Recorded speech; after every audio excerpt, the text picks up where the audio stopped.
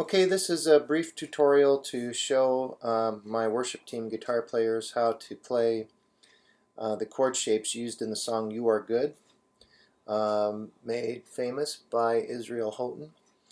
And it starts off with an E major shape chord, and it's played in a bunch of different locations on the neck. I'll show you here in just a moment. So all you basically need to know to get started on this song is this shape, like an E major chord. So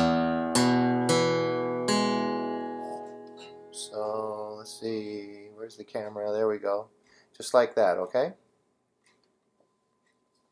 Then what you would do is bring that same shape up to where your two fingers that were together down here at the 2nd fret, bring them up to 9 and make that same shape, and you've got a B over E chord.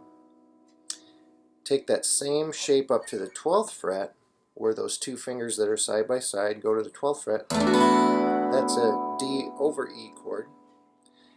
And then take that same shape to the 7th fret, and then you've got an A over E chord. Okay. So when I play this song, instead of playing the E major chord down here to begin with, which you can do that just fine. Sometimes I like to use this one.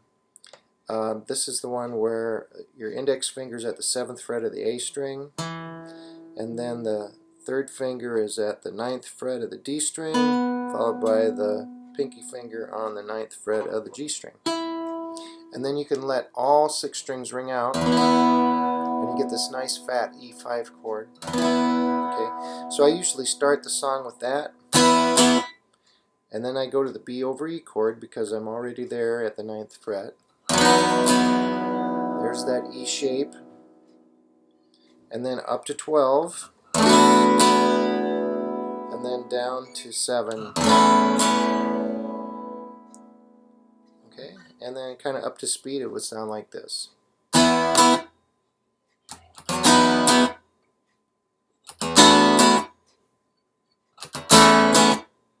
Okay, and that'll get you through the intro and the verses of the song. When you get into the chorus, I often like to play this fat E5 chord where I bar the 5th and 4th strings with my index finger, and then I add my ring finger, or my pinky finger rather, at the 4th fret of the G string, so I get a B, and then I lift off of the 1st and 2nd string so I'm not touching them, so I get this nice big fat E chord. So that's the first chord I like to use for the chorus, and then I follow that by that same shape of that E5 chord, but this time at the 2nd fret,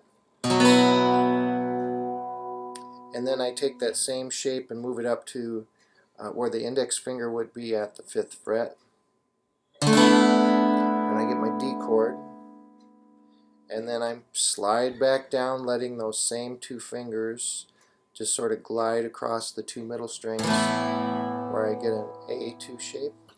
So the chorus chords sound like this. We worship. Then I move to the B chord. You, and then up to the D. Hallelujah, and then down to A2. Hallelujah, we worship you for who you are. Yeah. And then back down to A. Okay, that'll get you through the chorus. Then towards the end of the chorus, there's an E over G sharp chord. I like to show my electric guitar players how to play power chords, and one of the power chord shapes that we often use looks like this. First finger's on the D string, and then 2 frets higher on the B string, I put the 3rd finger. Or, I'm sorry. Let me start that over again.